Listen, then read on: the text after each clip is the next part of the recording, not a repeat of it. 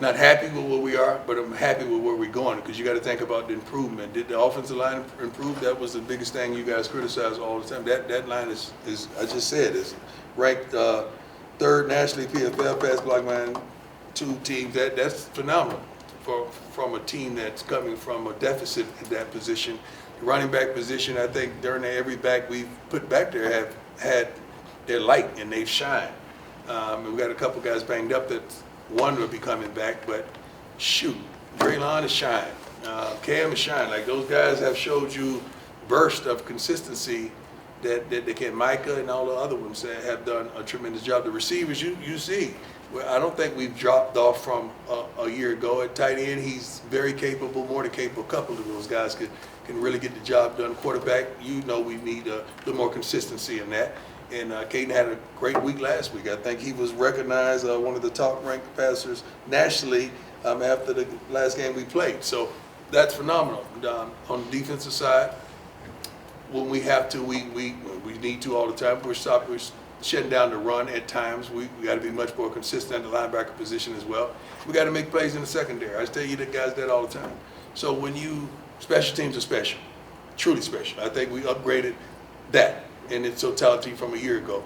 So that was a quick picture of what we're dealing with as a team. And at certain positions, we just need consistency. That's it. And I'm going to go out and get that. That's on me. It was great. I went to Texas. I enjoyed myself. Fished like crazy. I caught a turtle one time by the foot. I don't know how that happens. But he's no longer with us. He's a big turtle. He's no longer with us. So. Were you in Estes too?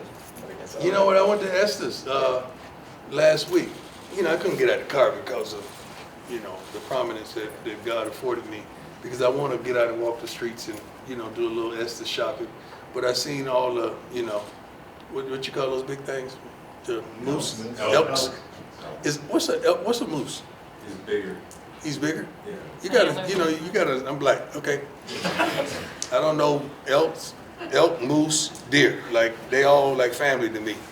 But I saw a lot of big animals around Estes, and I'm not used to that. So it was great. And some deer tried to cut across the front of the car, and definitely wasn't gonna hit them. That's all I need, a brother hitting a deer. And Estes, hey, not gonna happen. It's a cool area. Yeah, it's a great area. I love it. I want to go back. Yeah. I wish they ski there. They don't have any ski places. That's Because I saw the lifts, right? I saw the lifts. Yeah. Yeah, I saw one of those. Those are things that black folks don't do.